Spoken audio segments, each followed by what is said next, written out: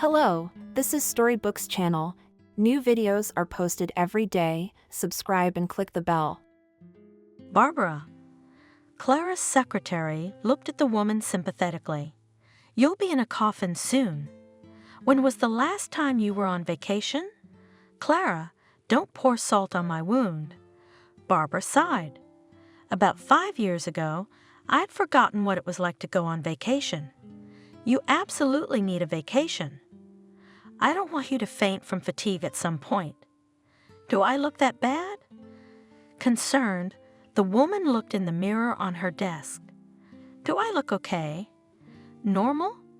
It's when the head of a big, successful construction firm has a blush on her cheeks and a sparkle in her eyes. You look more like a hunted horse. I bet you don't even have time to go out to a restaurant or a movie with your husband, do you? Clara, to my shame, I can't remember the last time I did that. I mean, my husband and I have a good relationship, but do you give your all to your work? The girl finished the sentence Barbara had started. Alas, yes. He's my deputy. He knows everything we do. I trust him. Now go, I need to be alone. Barbara, you'll feel better if you cry. I won't feel better. The woman replied tiredly. She was silent, staring at one point. Clara stood for a moment and then quietly left the office. Barbara closed her eyes and thought, I should probably call someone, inform someone, warn someone, what they usually do in such cases. I don't know, I'll have to ask. She got up heavily, cleaned up her desk, turned off her computer, walked out of the office on woozy legs, got into her car, and forced herself to concentrate. 40 minutes later, the woman was already standing in a spacious, cold room. I understand it's hard for you right now. The investigator spoke gently. But this is standard procedure. It is necessary for you to confirm the identity of the deceased. I understand. Reluctantly, Barbara replied, I'm ready. The investigator nodded. The pathologist pulled back the sheet. The woman went pale, clutched at the strap of her bag. That's him. With unresisting lips, she whispered, It's my husband, Thomas. Barbara struggled to realize that the irreparable has happened. This is not happening to me, she thought. Looking at her husband's breathless body was excruciatingly painful. It's a dream. It can't be true. Woman, through the noise in her ears, she heard, Are you all right? Yes. Barbara's legs gave out and the investigator took her under his arm. Can I go now? Is there anything else you need me to do? I have one more question. The man furrowed his brow. There was a girl in the car with your husband. We didn't find any documents on her. See if she looks familiar to you. Only now Barbara noticed another table where a body lay under a white sheet. What girl? The woman stared at him uncomprehendingly. Wasn't Thomas driving alone? Where did she come from in her husband's car?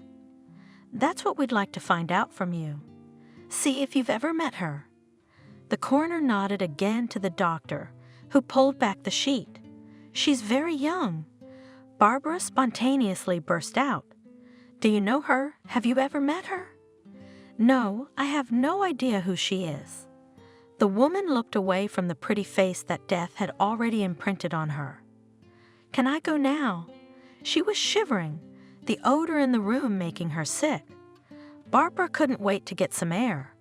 Yes, the investigator took her elbow gently. I'll walk you out. Barbara, I have a few more questions for you. We just need to identify the girl, so help us. Where did your husband work? Could the stranger have been a coworker? How could she be in his car? I don't know.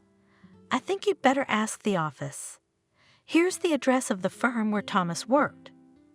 She took a notebook out of her purse, a pen, wrote the address, the phone number with a trembling hand. I think she tore the written sheet out of the notebook and handed it to the investigator. You'll find out for yourself. I have a funeral to attend to. Ah, excuse me. She couldn't wait to get rid of the investigator and be alone. Yes, yes, the man said thoughtfully, studying the record. I understand. The accident happened downtown. What was Thomas doing there in the middle of the day? Is that far enough away from his office? I don't know. Barbara waved her hands. We don't have any family or friends living that way. Could he be there for work? No, his job doesn't involve traveling. He's supposed to be in the office at this time. Frankly, your questions are baffling me. I'm at a loss to guess what he might be doing there. She paused for a moment, thinking about something. If you have no more questions for me, can I mind my own business? I'm tired. Yes, yes, said the investigator again thoughtfully. But I'll have to bother you again if there are new circumstances in the case of your husband's death. All right, but I can hardly do anything else to help you. She stood for a moment, then got into her car and drove home. Barbara didn't know what to do with herself. She walked aimlessly around the apartment, rearranging the figurines on the shelves, going through the papers she had left on the desk in Thomas's office. Her husband's jacket was carelessly thrown on the back of a chair. She took it, sat down in the chair, pressed it against her, and stood still. She was brought out of her reverie by the telephone ringing. Barbara? She heard the investigator's voice. We've learned something. Turns out your husband took a week's vacation from work. Yeah. And that girl in the car with him, she's not a coworker. She's not? Barbara was stunned by the news. A vacation? She thought, why would Thomas take a vacation? Where was he going to go? Alone without me. Very strange, not even consulted. Well, we don't know yet. Please, if you think of anything, call my number, please. I realize you are at a loss right now. It's hard for you. But later, when you come to your senses and remember something, call me. Did your husband mention somewhere in the conversation that he was going on a vacation? No, he wasn't planning a vacation right now. We wanted a vacation. Yes, I even found a vacation spot, but we didn't have time to discuss it with him. I'm sorry, it's hard for me to talk. I understand. The investigator's in a hurry. If I have any news about the girl, I'll let you know. Barbara put the phone aside. The silence in the house had become unbearable. She stood up, headed for the kitchen. The phone rang again. Barbara. It was the excited voice of her friend Margaret. I called as soon as I heard. How are you holding up? I'm hanging in there. What else can I do? Do you want me to come over now? You shouldn't be alone. Come over. Without much enthusiasm, the woman replied.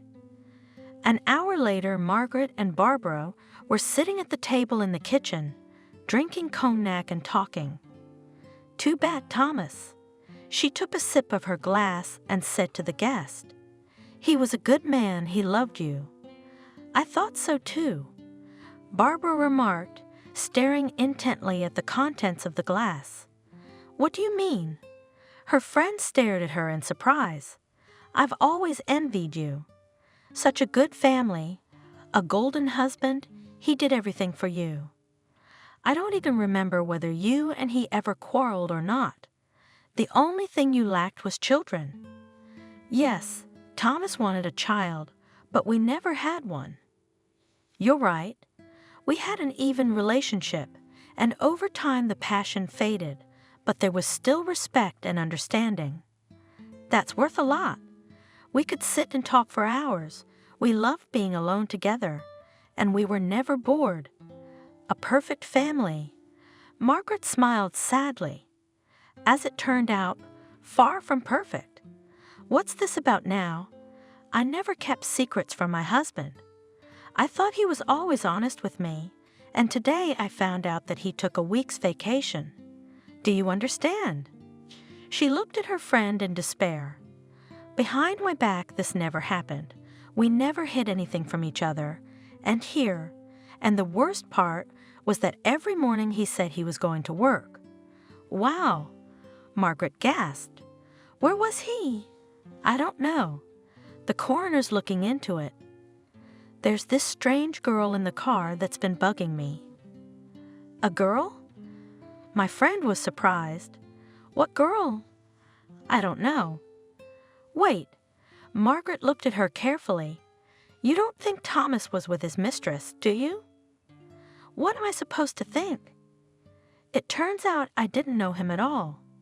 Tell me, where did he spend his time? Was he with her? How long did their affair last? No, you're not serious right now. I can see you don't believe what you're saying. Yes, yes. Barbara clutched the glass of cognac tightly in her hands. I don't believe, of course, that Thomas could have cheated on me. I must find out why he needed a vacation and who the girl was. I don't want to stain my husband's memory by disbelief. He's the closest thing I have to a husband. On the other hand, if he was in the car with his mistress. Listen. Margaret took Barbara's hand and squeezed her fingers.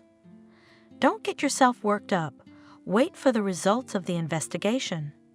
I'm sure everything will be clear soon. What you need to think about now is how to organize the funeral. Have you called everyone you need to? No. Reluctantly, the woman replied. At work they already know.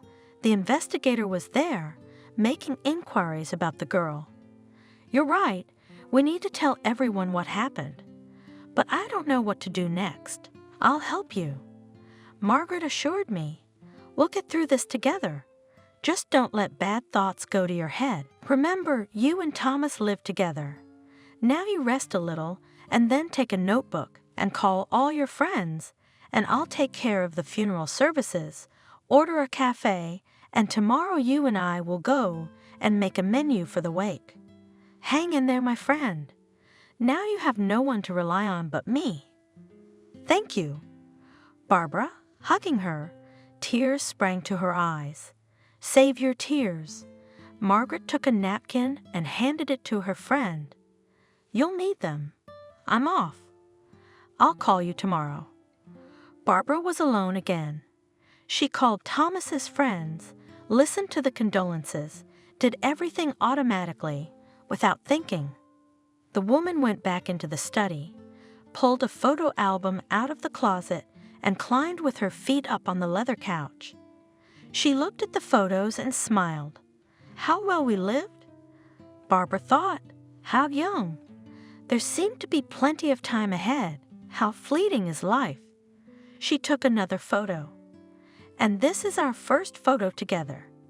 She ran her fingers over the surface of the photo, caressing the image of her husband. How long ago was that? And I remember every minute of our first meeting. Thomas and his friends had noticed two pretty girls a long time ago. They were on the train to the volunteer forum. The girls, judging by their uniforms, were headed there as well. Shall we get acquainted? The young man winked. It's more fun to go together. I don't mind. Ethan perked up. The redhead over there is mine. I like the dark-haired one with green eyes. Look, Thomas. The buddies laughed. She'll marry you off before the end of the forum. Such green eyes are usually recognized with unclean powers. Nonsense, Thomas waved away. Look how serious her face is. You can't approach her from the first time. Well, try your luck. Don't laugh. I think I've met my soulmate. Oh, Ethan laughed. Hold me 7. Our modest man has fallen in love. Envy me silently. Thomas snapped good-naturedly. Come on, brother. Never mind. No one's going to take her away from you. Besides, she doesn't even know you've got your eye on her yet. Laughing good-naturedly at each other, they decided to talk to the girls, who had already realized that their friends were up to something. Girls? Ethan was the first to address them. He was the most adventurous of the group. Why don't we ride together? We're going together anyway, Margaret answered. Barbara laughed too. Are you going to the forum? Yes. Word by word, the conversation started. Thomas did not participate. He kept his eyes on Barbara and did not know how to talk to her. He did not want to be alone with her, even for a short time, and then he could tell her a lot of things. While the young man was thinking about how to approach the beauty, the train slowed down, standing 40 minutes. Jacob announced cheerfully, "Let's go outside, shall we? I'm looking forward to some fresh air." "Barbara, are you coming?" asked Margaret, lifting from the seat as the train pulled up. "No, I'd rather sit here." Thomas was jubilant in his heart. He hoped the girl had stayed on purpose because she sensed his desire to be alone with her. The company left and Thomas could not take his eyes off Barbara. "Barbara, what department do you study in?" To start the conversation, Thomas asked. "Construction." "Wow." The young man marveled. "I've never seen a girl who wanted to be a builder. I always thought it was a man's job. I'm not going to carry bricks. If that's how you imagine the work of a builder, I dream of opening my own construction company. But it's very complicated. You'll probably have only men on your staff, won't you? You're so fragile. I can't imagine you as a manager. Why only men?" Barbara shrugged. "And women too." "What are you two talking about?" Margaret asked, returning to the carriage with her new acquaintances. "I'm wondering," Thomas said, embarrassed. "How did your fragile friend manage to study construction?" "Not only that," Margaret said cheerfully, sitting down next to Barbara. "She's already leading a construction crew. We work on construction sites in the summer, and Barbara is in charge of us. Don't look at her as quiet and modest. She's actually a flint. We wonder where she gets it from. She's not tall enough, but when she looks at you, it's better not to argue with her. Why do you scare people?" The girl was embarrassed. "Guys will still think that I'm some kind of monster in a skirt. You do not listen to her. She has a tongue without bones. And about the brigades, is it true?" Thomas asked. "It's true. We like to work in the summer and practice and earn money. When we get our diploma," Margaret bragged, "we'll go to Barbara's firm and get a job. That's how she is. Not every man can stand her character, and even if he does, he can't find a better wife." "Enough already, Margaret." Barbara was embarrassed by the excessive attention to herself. "What a chatterbox," she scolded her friend. "She'll make a deal that I'll never see Thomas. She'll get scared." Thomas was not afraid. They had fun with the whole company, spent time at the forum, and returning to the city, the young people continued to meet. The day of graduation approached. The girls had been in a cheerful mood since morning. There was only an hour left before the ceremony, so they were in a hurry to finish the preparations for the holiday. Suddenly, in the courtyard of the house in which the girls rented an apartment, there was a noise. What happened there? Margaret looked out of the window and shrieked in surprise. "What's the matter?" "Barbara, it's for you." "Who?" the girl answered. She had just finished arranging her unruly dark hair and looked out the window. "Oh, Mommy!" Barbara covered her mouth with her hands. A powerful car elevator was slowly moving a construction cradle to their 5th floor, where Thomas stood with a huge bouquet of roses. Barbara ran out onto the balcony, followed by Margaret. What a show he put on! The girl clucked her tongue in admiration. "I think I know what's going to happen." "Barbara, marry me," the excited young man said, and held out a bouquet to his beloved. In the center of the bouquet was an open velvet box, and in it glimmered a gold ring. "Why are you silent?" Barbara, frozen from surprise, was pushed by her friend. "Agree? How romantic!" She fluttered her arms. Thomas waited tensely. "I agree." The girl replied softly and accepted the flowers. Thomas moved from the cradle to the balcony, put his arms around his bride, and kissed her firmly. Barbara jerked sharply and realized that she had dozed off. She shook her head to chase the dream away and looked at the photo again. "How did we dream with you?" She turned to the silence of the house.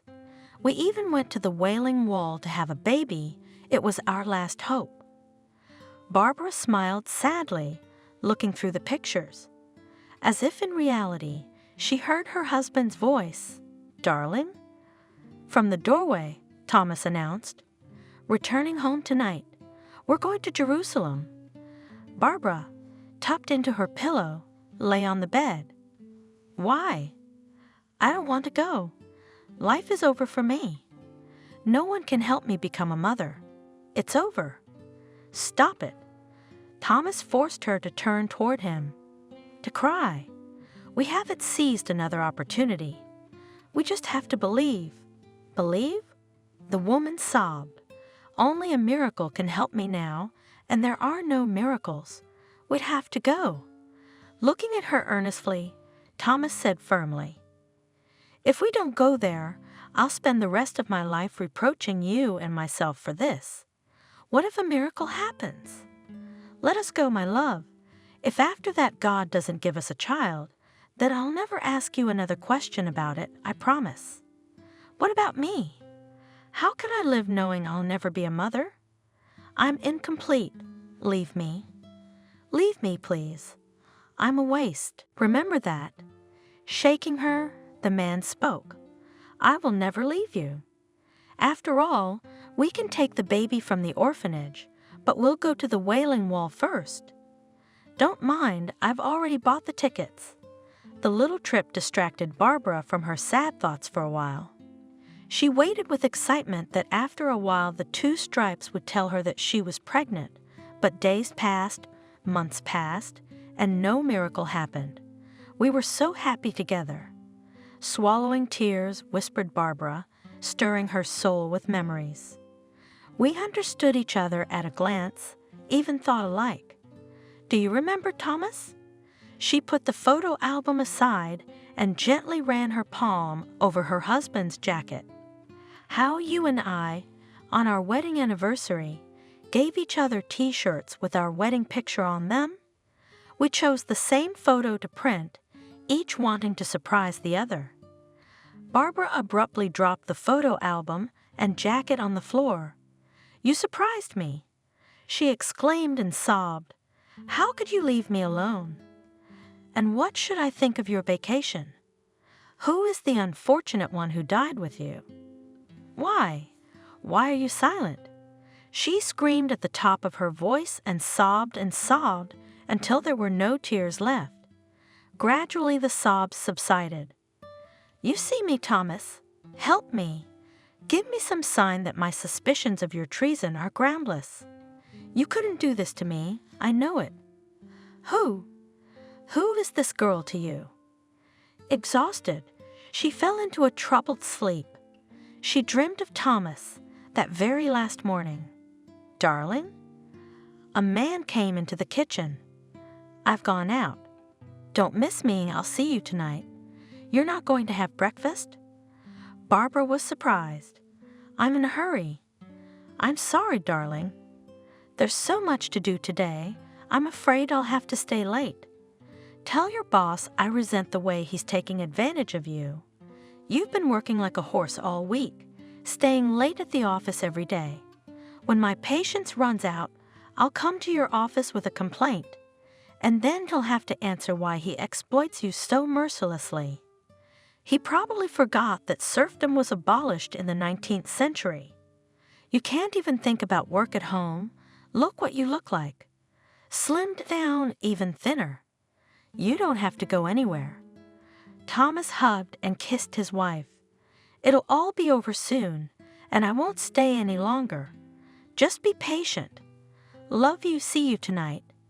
Thomas stopped the car in the driveway, took a beautiful paper bag from the back seat, and got out of the car, smiling at his thoughts, went up the stairs and stopped at the right apartment. No sooner had he touched the bell than the door opened, and a young, beautiful, blue-eyed blonde appeared on the doorstep. "Hello!" The girl threw herself around his neck. "It's so good that you finally came. I've missed you already." "Hi, honey, I saw you yesterday." The man gently pressed her against him. "You know I can't be with you all the time." "So what?" Tossing back her luxurious hair, the girl spoke. "Aren't you happy to see me?" "I am, Melissa." "Very glad." Pulling away from her, Thomas replied, "Are you going to keep me in the doorway? What will the neighbors say?" The man followed Melissa into the living room. "You have no idea how happy I am to have you. My life has a lot of meaning now. I even took a vacation from work to spend more time with you. And we can see each other every day. Of course, we've been seeing you for almost a week now, just a little more, and we won't have to hide anymore." "That's great." The girl clapped her hands. "Have you decided to tell your wife?" Thomas hesitated. "You see, I don't want to take it out on her right away. I'm not going to keep you from her indefinitely, but now is not the time to tell her. We have to wait. Just be patient." "Wait for what?" Melissa looked at him angrily. "Until she herself accidentally finds out. Do you have any idea what will happen to her?" "I don't want to shock her yet, and then I'll tell her about you," explain. "She'll understand us. I have to prepare her a little bit, not all at once, gradually. These things don't happen overnight. You must understand me. She and I have been together for so many years, never deceived each other, never hid anything. And here I am, showing up so handsome and presenting you. But you're gonna have to do it at some point. Or are you going to hide the truth from your wife for the rest of your life?" "No, of course not." "Don't push me. It's very difficult. You and I are good for now. I still can't believe I have you myself. What would it be like for your wife to hear about you?" "No, I think we should hold off." "Oh, I get it." Melissa snorted derisively. "You're afraid." "That's right. You're afraid of your wife. Why didn't I realize that before?" "I didn't." The man was offended. "I'm not afraid. In my opinion, in such matters, rushing is only harmful. We must find the right occasion. Is it normal to lead your wife around by the nose? Stop nagging me." Thomas jokingly poked Melissa on the nose. "I wish you'd give me some tea. I don't fully realize my new status myself. Shall we go to the kitchen?" The girl invited him. "I have everything ready. By the way, even cooked lunch." "Wow!" exclaimed the surprised Thomas. "That's a good girl. I didn't expect that. You're all grown up." "I hope I did as well as your wife." Melissa quickly set the table. "And delicious." "Praise the man. You're good. And you really cooked as well as my Barbara." Thomas put aside his spoon and looked at the girl carefully. "You are very beautiful. I can't even believe it's mine." Melissa laughed embarrassedly. "Where are we going today?" "I'm so sad without you," she said. At the cemetery, the woman had tried to hold herself together, but now she let the tears flow. "Why? Why? Why did you leave me?" Swallowing tears, Barbara said, holding her husband's portrait in her hands. "How can I live without you? I can't imagine. I am alone, all alone. I have no one else to live for. I want to lie down and die too. How painful it is to realize that I will never hear your voice, see your smile, hug you. Why should I wake up in the morning if you're no longer with me?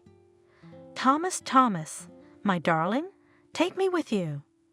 I don't want to be without you. How can I be without your lips, your hands, your eyes? I can't imagine that nothing else will ever happen. It seems to me that my soul died with you." The woman lay down on the bed without undressing, wrapped herself in a blanket, and closed her eyes. Tears kept flowing from her eyes. She fell asleep crying. For the first few days, Barbara didn't even leave the house, wandering like a shadow from room to room, rushing like a mad woman to any doorbell, hoping for Thomas' return. How she wanted to hear that the news of his death was an unfortunate mistake. Afraid to erase his phone number, waiting for him to call and say, "Honey, I'm back. I'm home. Why are you killing yourself?" Her friend said, "You won't get your husband back anyway, and you'll drive yourself into the grave before your time." So be it. The woman was stubborn. "I don't want anything. I don't want to see anyone. I can't see anyone. But you'll have to." Margaret insisted. "People are waiting for you. They need you. You can't just not go to work. You're a manager. Who are you hurting? Simple workers who trust you, but they have families to feed and their children don't care about your grief. Stop lying down and go to work tomorrow. What do you want from me?" Barbara was angry. "I'm not here. I'm empty inside. Life is over. Leave me alone. Don't even think about it. You're a living young woman, and you want to give up on yourself." Her friend has been bugging her every day. "I've brought some documents for you to sign. Look, I can't do without you. Come on, get down to business, stop drooling." And Barbara gradually began to return to the old rhythm of work. Only in the evenings, when she was alone at home, she remembered her husband, looked at the photos and cried. "Barbara?" About a week later, she heard in the phone the voice of the investigator who was in charge of her husband's case. "We were able to ID the dead girl. It's a Melissa Carter. Does that name mean anything to you?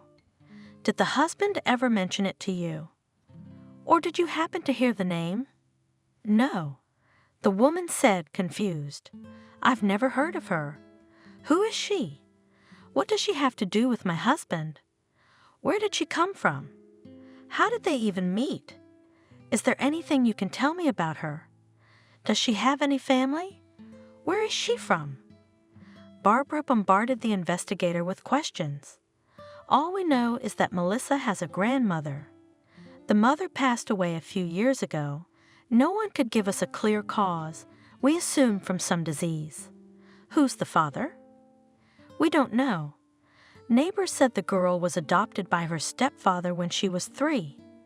Where is he now? We're in a tizzy, Barbara. We have to tell them the girl died. The grandmother and stepfather must be freaking out. According to our records, the stepfather's not alive either. He passed away before the mother died. Where's her real father?" Ah, the investigators come alive. This is where it gets interesting. This Melissa Carter was trying to find her biological father before she died. What makes you think she was looking for her father? She contacted the police several times asking them to find her father. That's interesting. What is she, like 20 years old? Why is she so late in the game? She started looking for him before, but they were all unsuccessful. Did she find him? Who is he? The investigator's a little confused. Apparently, it appears that your husband, Thomas Brown, is the biological father of this Melissa Carter. So what is it? Barbara found it difficult to breathe. She tried several times to take deep breaths.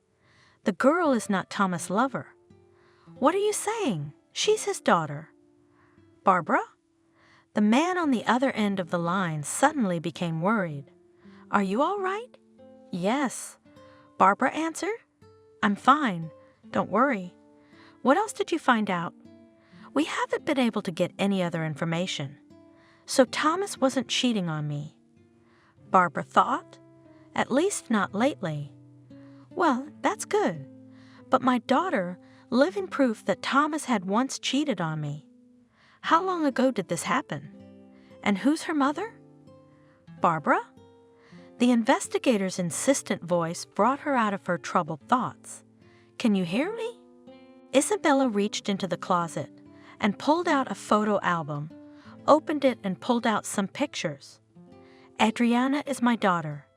She jabbed her finger at one of them.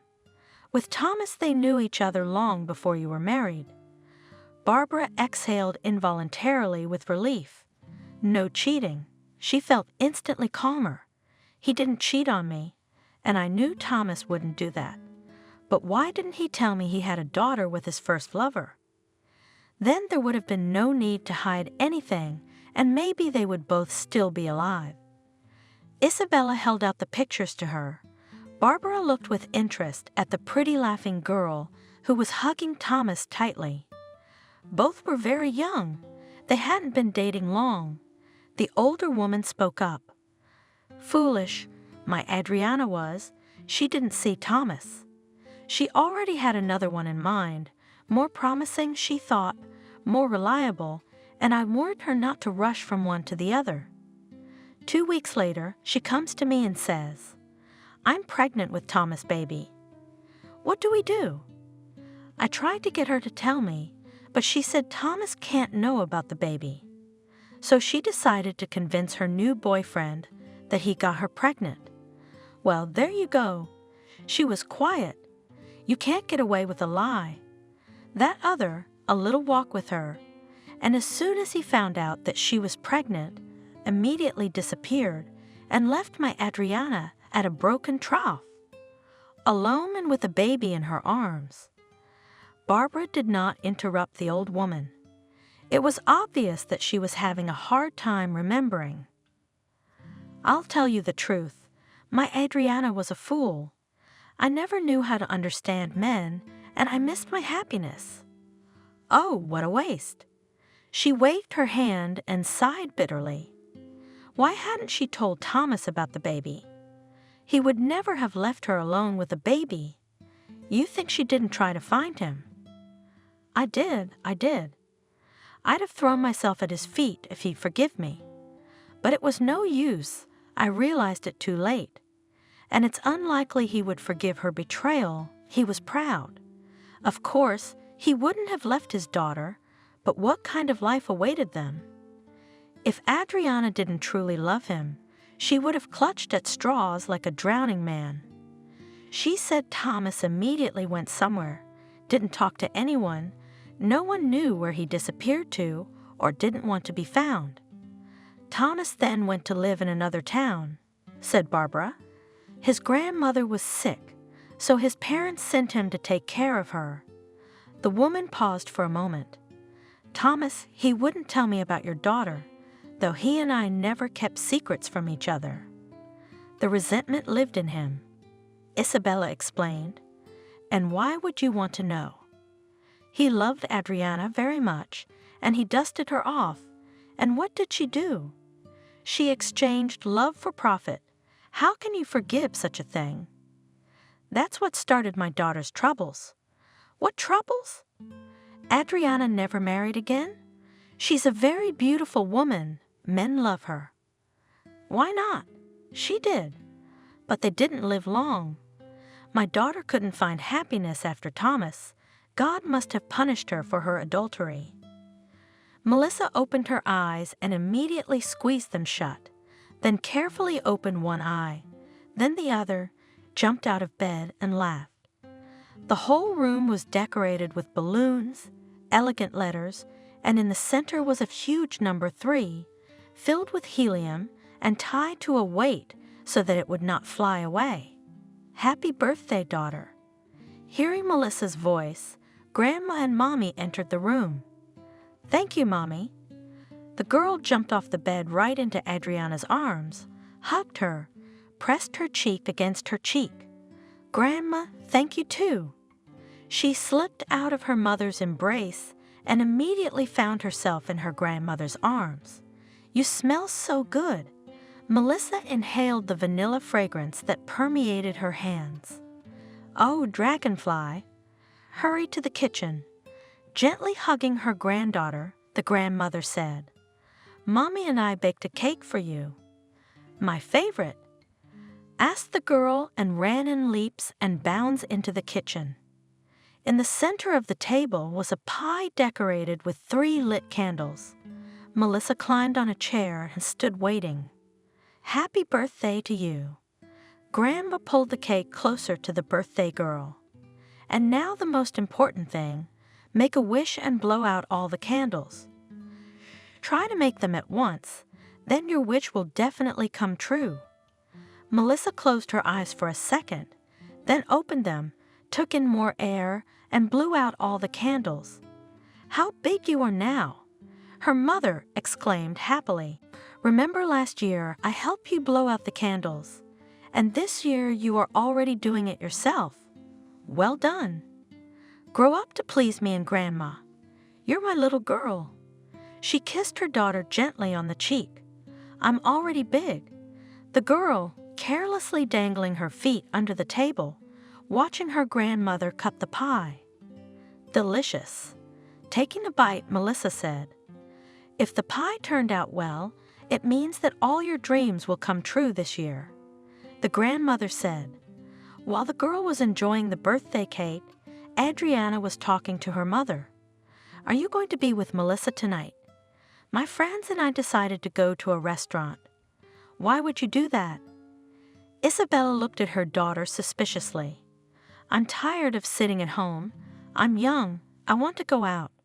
And what if today I meet my destiny? I want to get married, you know." "Okay, I understand. I'm young. I'll sit with Melissa. But don't stay too long. You know she won't go to bed without you, right? It's a deal." In the evening, Adriana and her friends went to a restaurant. Young women talked, laughed a lot, drank red wine. After a while, a tall, black-haired, and handsome man approached the cheerful company. "May I invite you to dance?" The stranger extended his hand to Adriana. The woman was embarrassed by the surprise, but accepted the invitation. "My name is William." The man introduced himself. "And I'm Adriana." "What a wonderful name you have, and today it is quite rare." "Adriana, you are a very beautiful woman, but why aren't you married?" "What makes you think I'm not married?" She coquettishly fixed a lock of hair that had gotten out of her hairstyle. "There is no ring on her finger, and we came to the restaurant with friends, not with her husband. Maybe I left him at home and decided to rest. No, I see unmarried people right away, and I'm glad you're not married, because no one can stop me from courting you. Will you let me walk you home?" "You may." Adriana shrugged her shoulders. "No one forbids it." They left the restaurant alone. William hailed a cab. Standing in the driveway, asked Adriana, "Can I invite you out tomorrow night?" "Like where?" The woman smiled. "To a movie, or just to walk around the city. There's a park nearby, and there are benches there. I want to get to know you better. I'm not married either, and I like you. I'd really like to get to know you. You don't know me at all, do you? That'll give you an excuse to get to know me. I have a daughter." After a little silence, Adriana told me. "Today she turned 3 years old."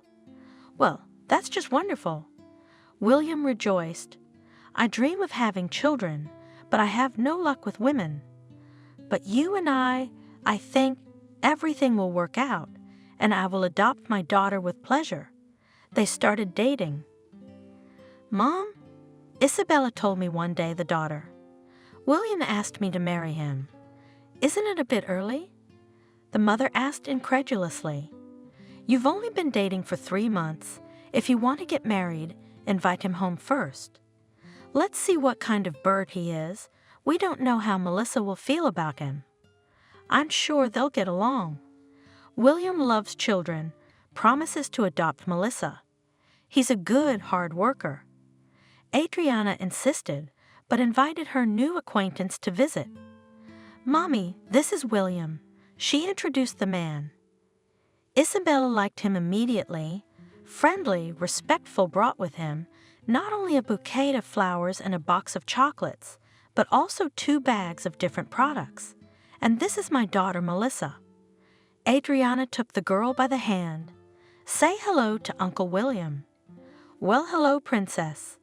The guest handed the girl a huge teddy bear. "Here's a present. Shall we get acquainted?" Melissa timidly gave him her palm, and he took it and shook it gently. The girl smiled unboldly. "Since everyone has now met," announced Isabella, "it's time to go to the table. Why do we keep a man on the doorstep?" A month later, Adriana and William were married. William was delayed somewhere.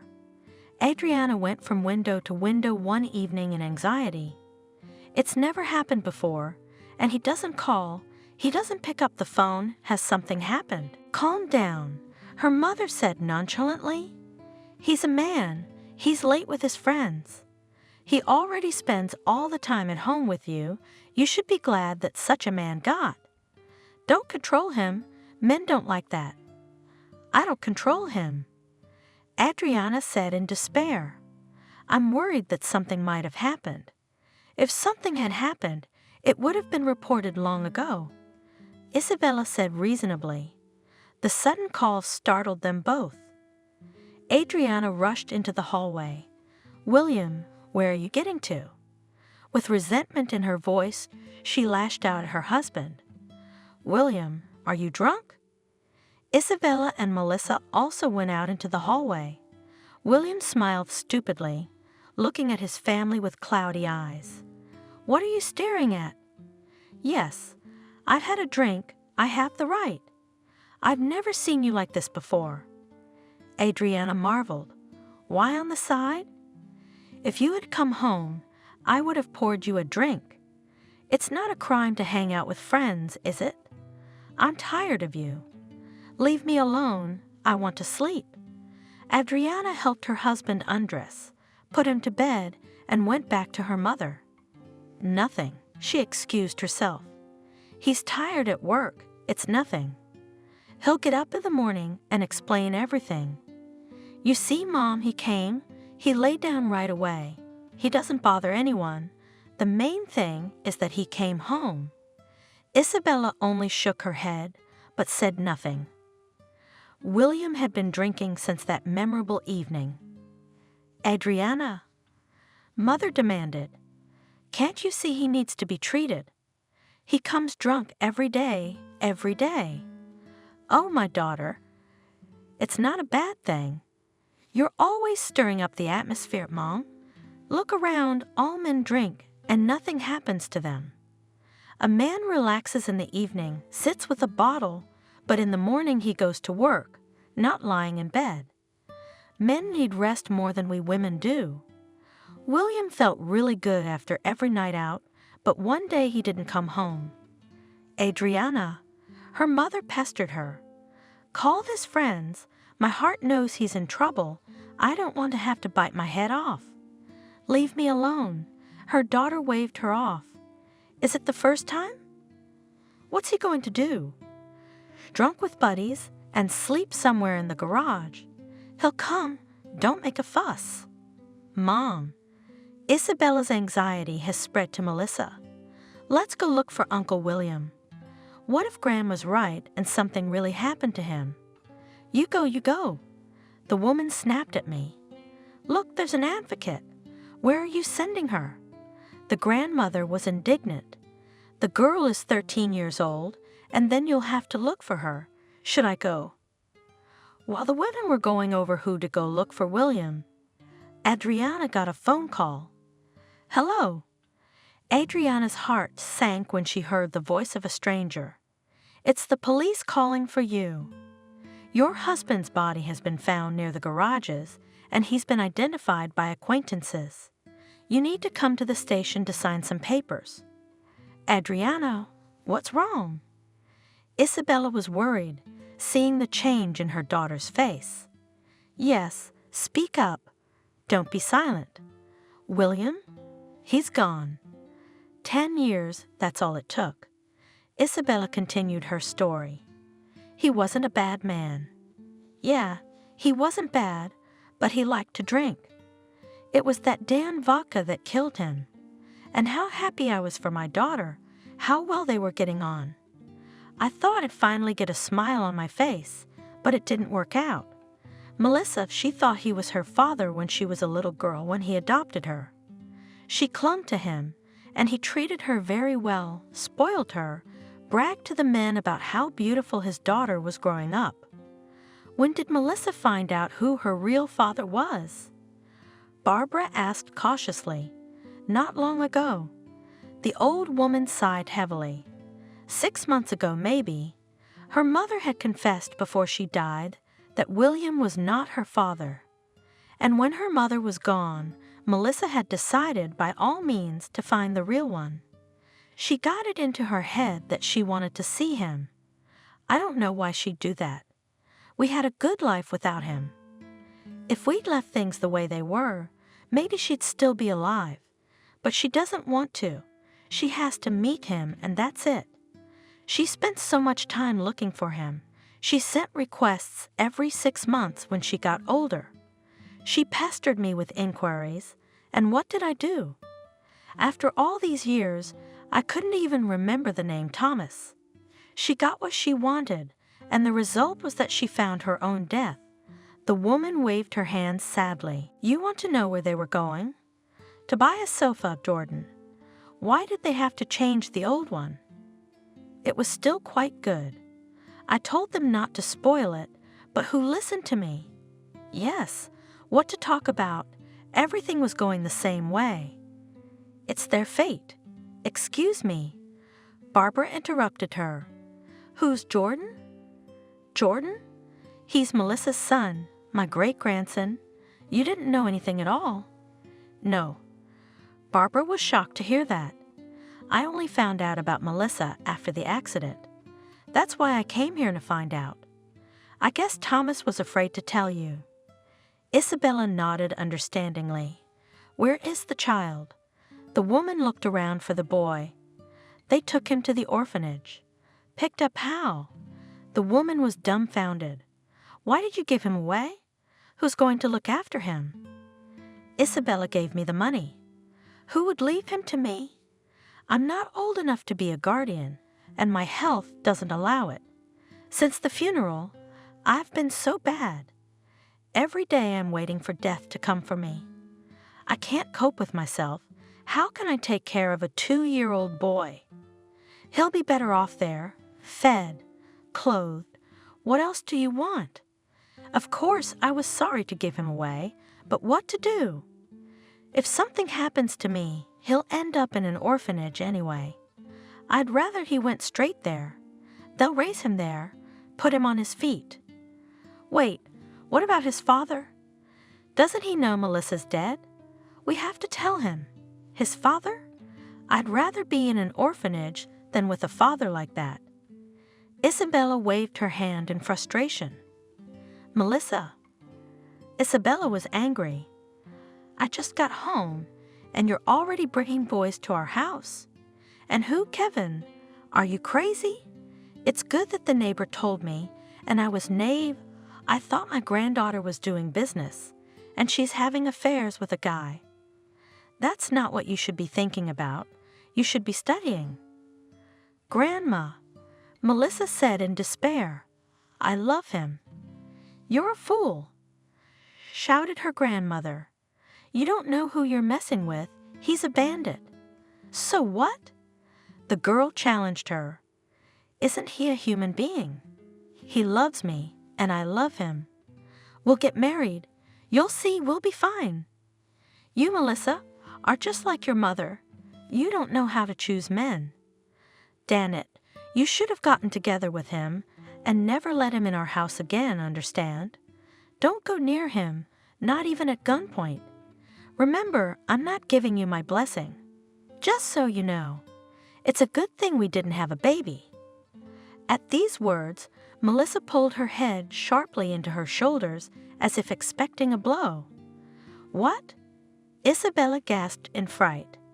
Don't tell me you're pregnant. Melissa lowered her head even further. God, why should I be punished like this? Does William know? No. Melissa answered quietly. I haven't told him yet, but I'm sure he'll be glad. What were you thinking when you went to bed with him? What kind of father is he? That same night, Melissa met Kevin. Hello, my beautiful. The young man hugged the girl, kissed her. Why are you so sour? Did you have a fight with your grandmother? Spit it out. Don't mind her. Kevin, Melissa spoke hesitantly. Let's get married? What's wrong with you? We're good enough as it is. It's too early to get married. We still have to go out. When we are going to have a baby, then we can think about getting married. So we'll have a baby soon. Melissa said affectionately, looking into his eyes. What baby? Kevin took her by the shoulders and squeezed her painfully. We didn't agree to this, he said angrily and shook the frightened girl. I'm not ready to hang a collar around your neck yet, so go to the hospital. Now only a child is not enough for me. What did you expect? That I'd get married right away? Or maybe it's not my child. Who knows what you women are like? Let go, you're hurting me. How can you say that about me? Rubbing her shoulders, Melissa said, I love you, and the baby is yours. You can be sure of that. No, not me. Sorry, friend. I love freedom. You're gonna have to figure it out on your own. I don't want to hear about any baby. I'm not having an abortion. It's your decision. Just don't make a big deal out of it. I had a good time with you. You had a good time with me. That's it. I don't give my consent to have a baby, you know? Bye. Don't look for me. Forget my number. Kevin spat under his feet, cursed and walked away, leaving Melissa at a complete loss. Like a beaten dog, she returned home. What? Her grandmother looked at her mockingly. Dump you that ashhole? I warned you. What are you going to do? Give birth, Melissa answered shortly. That's right. Grandmother said suddenly. It's not the baby's fault that he had bad luck with his father. We'll get by somehow. Soon Jordan was born. Grandma loved her great-grandson. What a nice boy you've got, granddaughter. Isabella said sweetly, looking at the baby. When he grows up, he will make girls' heads spin. As long as he doesn't go down a crooked path like his father. We'll love him, Grandma. He won't have time to fool around. When he grows up, we'll enroll in different clubs, start playing sports. That's right, the less free time, the better. It's good that Kevin left you, or I'd have taught him to drink, smoke, introduce him to his friends, and then it's not far to jail. That's the kind of guy you stay away from. The old woman held the boy in her arms and walked around the apartment with him. Her gaze fell on the window. Oh, she nodded toward the street. Remember the fool, he'll show up? Who? Who's there? Melissa looked outside the window and turned pale. I hope he's not coming to see us. Just then the doorbell rang and Melissa looked at her grandmother. The bell rang again, more insistent. Why did you show up? The young woman stood on the threshold, grudgingly looking at her former lover. Hello, darling. Kevin tried to kiss her, but she pulled away. Aren't you glad to see me? No one is waiting for you here. Coldly, Melissa replied, Say what you need to say and go away. I came to see my son. The man said seriously. Who? She laughed. You said you didn't want to know us. What happened to you? Did your paternal feelings suddenly awaken? Go away, Kevin. That's my son with a dash under father. I know, Melissa. In a conciliatory way, Kevin said, I'm sorry for you and your son, but I want to make it up to you. Do you know how happy I was when I found out you didn't get rid of the baby? I have changed. I realized a lot of things. And now I want to help you. I want to participate in the upbringing of my son. I'm sorry, you have to understand. I was just scared. Yeah, scared of the responsibility, I admit it. It's not every day someone comes to you and tells you you're going to be a father. I realized I still love you. I'm just heartbroken. I'm a father. Are you trying to pity me? Isabella glared at Kevin. Get out of here, or I'll call the police. Grandma, Melissa looked at her pleadingly. Let him meet Jordan. He's his father after all. Nothing bad will happen. You silly head. Do you think he's getting wise to himself? He'll play around and then quit again, and then you'll cry. Come on, do as you please. She cursed in her heart and went to her room. Let's go. The young mother beckoned Kevin. Look how small he is. He looks just like you. The child squirmed fearfully at the sight of the stranger. What are you doing, son? Don't be afraid. Melissa soothingly stroked her son's head. It's your daddy. Kevin looked at the boy for a long time, no feelings reflected on his face. The young woman didn't notice anything, delighted by the sudden appearance of her son's father. Isn't he pretty? The happy mother looked up at him. He is. The man nodded. I brought you some money. Buy what you need for the baby. Ho! The young woman blushed. Thank you, of course, but we have everything. Take it. You think I don't know how you live?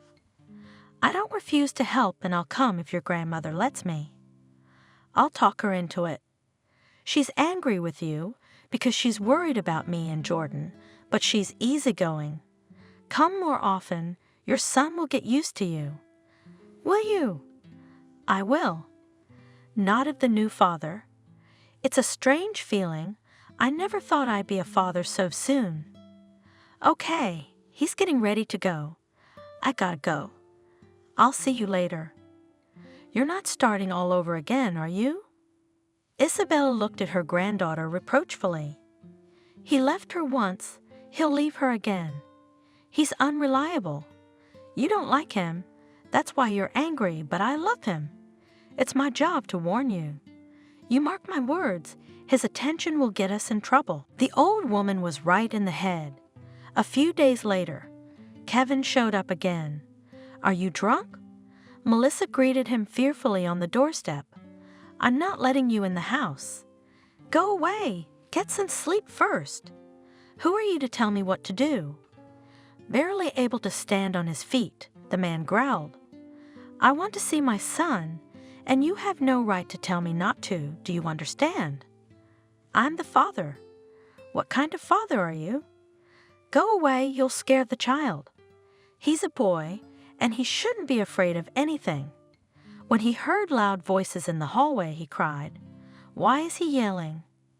Kevin swayed, pushed Melissa aside, and headed for the nursery. Son, I'm coming to you. The boy rolled up crying in fear. Isabella got in the way of the drunken father. Get out of here. I won't. As far as I know, the apartment is in Melissa's name. You won't be here when she and I get married, so get out yourself, you old hag. You bastard. I'll call the police, and you'll never come near our house again. The old woman took the phone.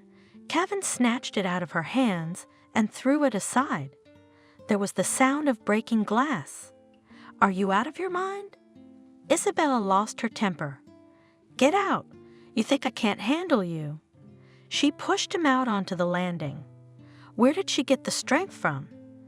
And quickly locked the door. Well, breathing heavily, she muttered to a tearful Melissa. Warned her not to dare mess with him again. What had he done there? He, cried the young woman. He broke the glass in the sideboard and the dishes. Grandma, I'm sorry. I really believed he changed. Only the grave can change the humped man. I won't let him on my doorstep again. You'll make the child stutter with a father like that. When will you wise up? A week passed. Melissa shuddered at every call, but Kevin never showed up again. The young woman had almost calmed down after his drunken debauch. In the evening she gave her son a bath, put him to bed, and was already cleaning when the doorbell rang. Melissa, open up. She heard it and went cold. It's me. Please, I'm sorry. Open the door. I want to apologize. Kevin begged. I promise I won't step over the threshold unless you call me. Listen to me, it's awkward through the door, and the neighbors can hear me.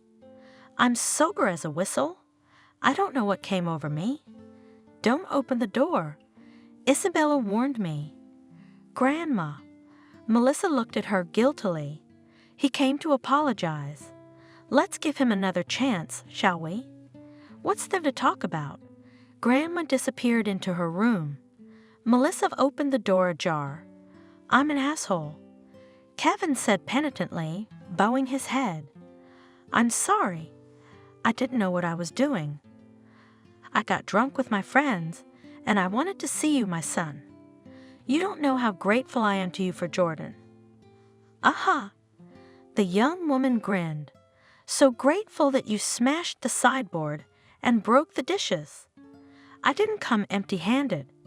Happy that Melissa had not chased him away, the man spoke hurriedly. Look, I bought a tea set, a table set.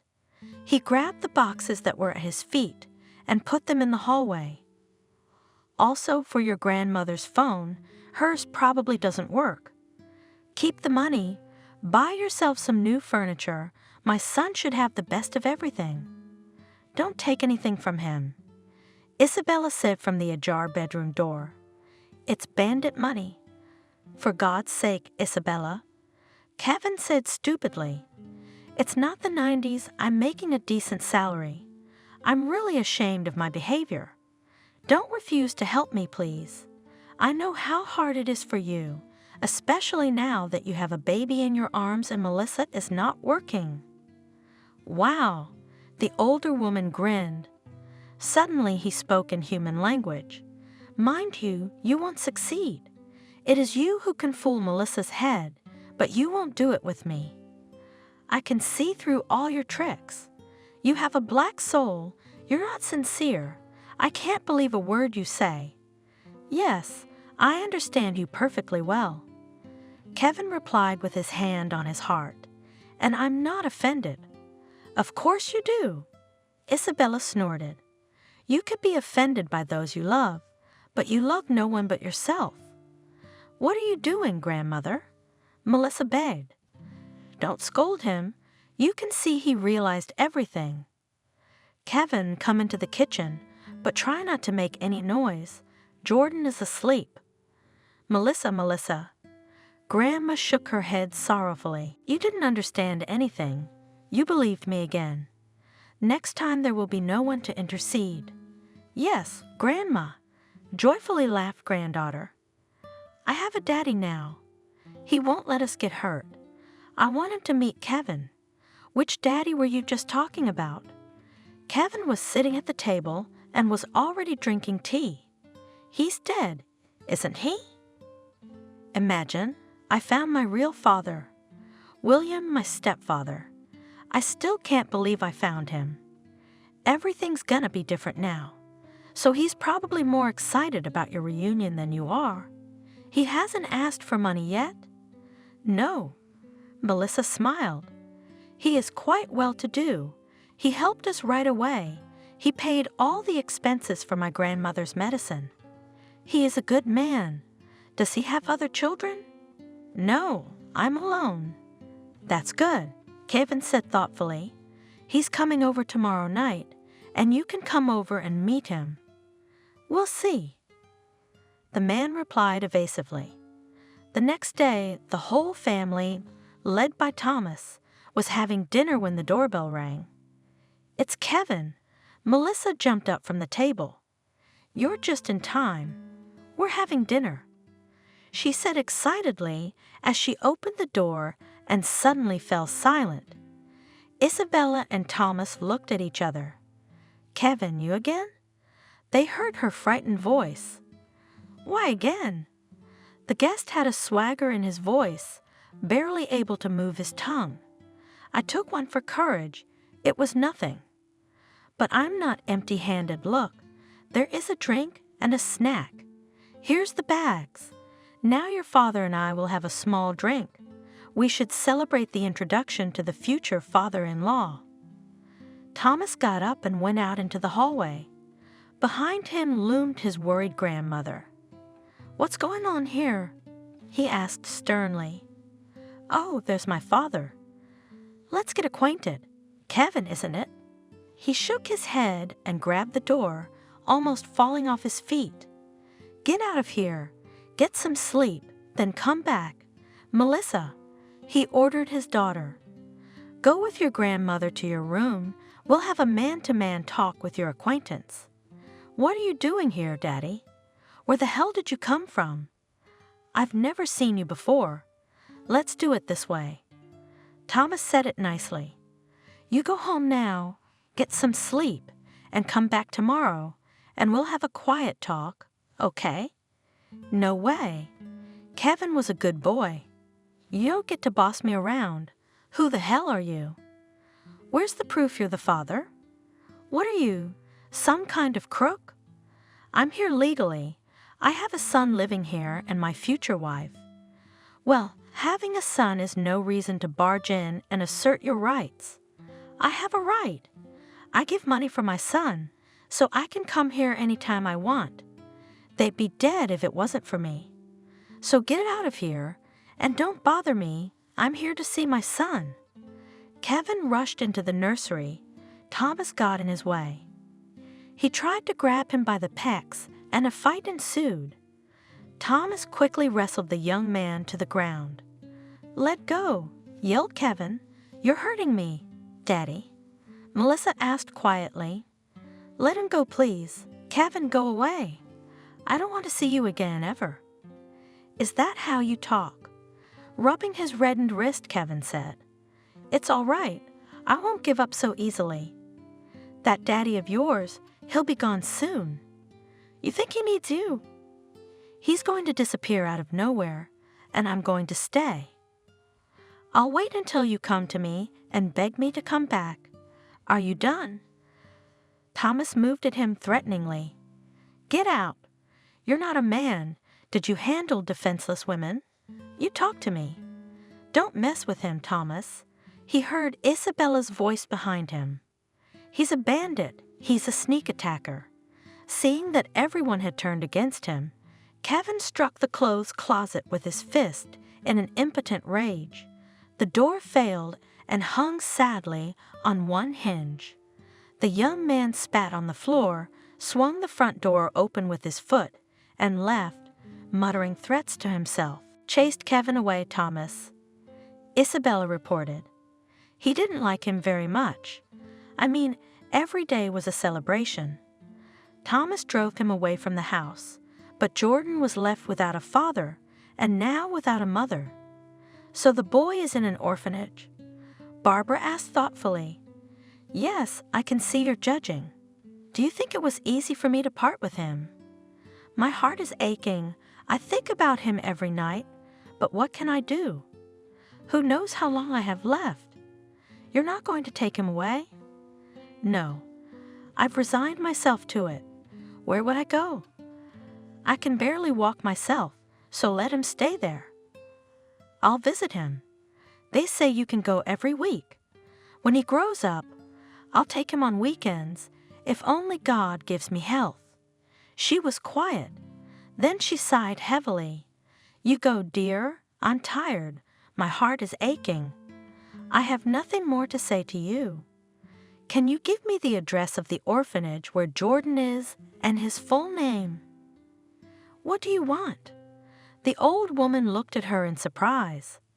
"I don't know yet." Guiltily, Barbara answered. She thanked Isabella, took the sheet with the address, and went home. "Margaret?" she called her friend. "Come to my place. I have something to tell you." 2 hours later, they were sitting in Barbara's kitchen, drinking tea and talking. "That's the news," spoke the landlady, telling the whole story from beginning to end. "Bitter, of course, but nothing can be changed. Thomas is gone, Melissa is gone, and we could have been a family. What are you going to do about all this?" Margaret looked at her suspiciously. "I'm going to take the boy in," Barbara answered calmly. "You're out of your mind. He's the son of a bandit, and Melissa is no better. A normal girl wouldn't get involved with such a scumbag. What if he grows up to be like that? I don't care. It's not the kid's fault.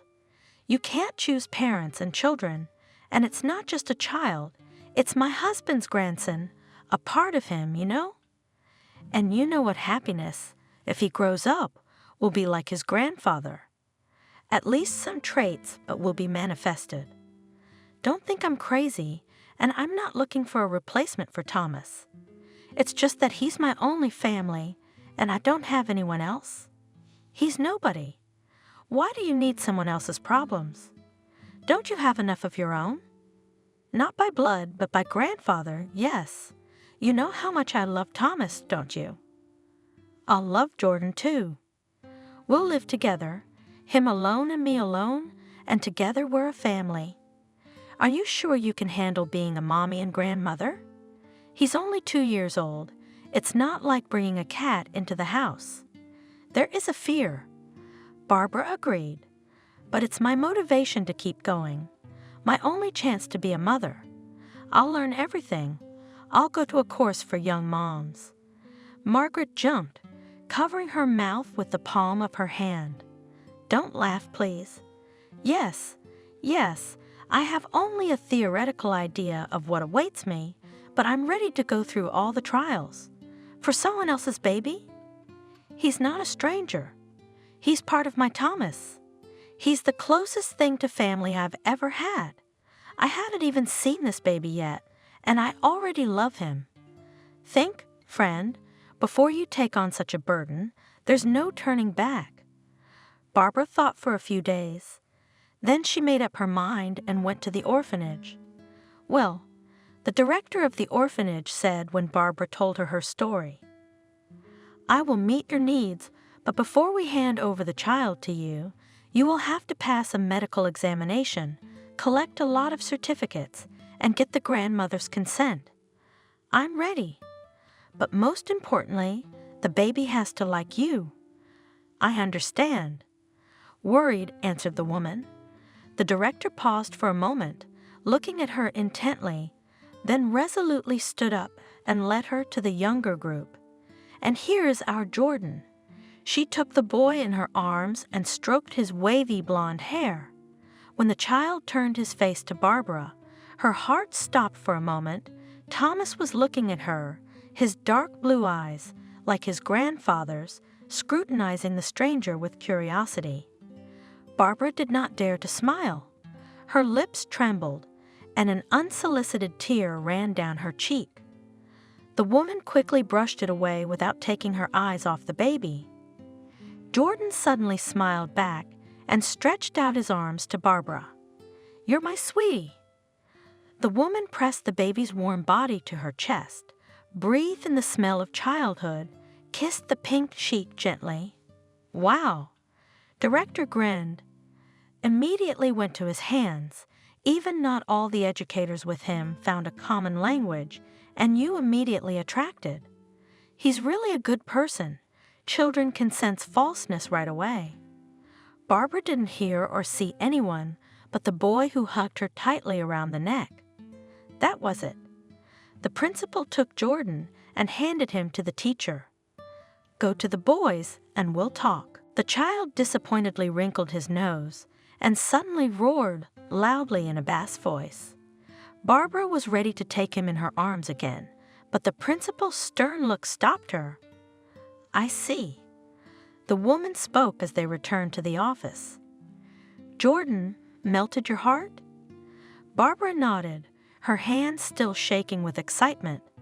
Please don't give in to your emotions. A child is not a toy, but a great responsibility. If you can't get along with him, what will you do? Give him back to us? No, I'm not going to give him back to us. Barbara was so hot. I've seen such parents who also assured me that they would never part with their child and then begged to take him to an orphanage. You should realize that this is someone else's son. He can be naughty, stubborn. The first time you will adore him, and then he will annoy you. Are you ready to give up free time from meetings with friends?